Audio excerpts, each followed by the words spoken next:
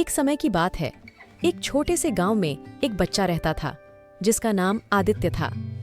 आदित्य बहुत ही नाटकीय और जिज्ञासु बच्चा था जिसको हर किसी के साथ दोस्ती करने का शौक था। एक दिन आदित्य ने अपने दोस्तों से सुना कि गांव के पास एक पुराने हवेली में भूतिया रात में आती है।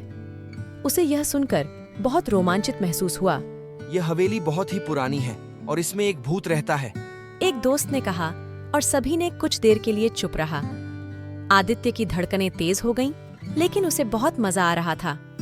भूत हर रात इस हवेली में घूमता है और किसी को दिखाई नहीं देता, लेकिन उसकी आवाज सब सुन सकते हैं। हर रात भूत की आवाज सुनने के लिए लोग इस हवेली के पास आते हैं, पर उन्हें भूत दिखाई नहीं देता। आदित्य ने अपनी ध्यान से सुनते हुए कहा, और फिर क्या हुआ? और फिर एक दिन एक व्यक्ति आया जो बहुत ही साहसी था।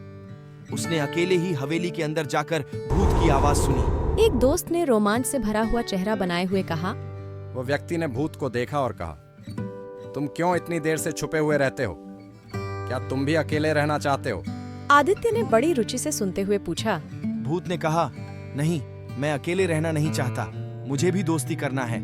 फिर भूत ने क्या कहा? सभी दोस्त हंसी में भरे हुए थे और आदित्य भी हंसते हुए बोला, क्या भूत और वह व्यक्ति दोस्त बन गए?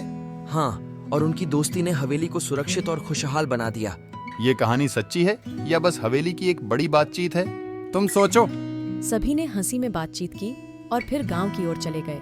रात गहरी हो गई थी और आदित्य ने वही भूतिया हवेली देखी जो कहानी में बताई गई थी। धीरे धीरे वह आगे बढ़ा और हवेली के अंदर गया। क्या भूत है यहाँ? उसने धूप से पूछा और फिर उसने एक हल्की सी आवाज सुनी। मैं तुम्हारा दोस्त हूँ। तुम्हारा नाम क्या है?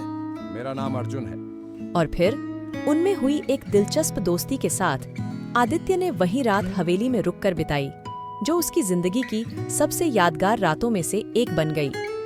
इस रूप में आदित्य ने नए और अजीब दोस्त बनाए और उसने यह देखा कि कभी-कभी हमें अपनी परवाहों को छोड़कर नई दोस्तियां बना लेनी चाहिए, क्योंकि कहानियां हमेशा हमारे आसपास होती हैं, बस हमें सुनने की देरी होती है। अगली सुबह आदित्य ने गांव के लोगों को यह बताया कि भूतिया हवेली बिल्कुल भी डरावनी नहीं है और वह वहां नए दोस्त बना है। उसने दिखाया कि किसी चीज से डरकर हम अच्छी दोस्तियां खो देते हैं। उस दिन से हवेली एक मित्रपूर्ण स्थान बन गई जहां लोग मिलकर हंसते खेलते वक्त बिता सकते थे। इस कहानी से हमें यह सीखने को मिलता है कि किसी के रूप, रंग या रूपरेखा से नहीं, बल्कि उनके स्वभाव और आत्मविश्वास से दोस्ती होती है। आदित्य ने अपनी नैतिक बड़ाई और साहस के साथ भूत को दोस्त बनाया, जिससे वह नए और यादगार अनुभवों का हिस्सा बना। दोस्तों, नई नई कहानियां सुनने के लिए हमारे चैनल को सब्सक्राइब करके घंटी को जरूर दबाएं, जिससे आपको नई कहानी की सूचना मिलती रहे।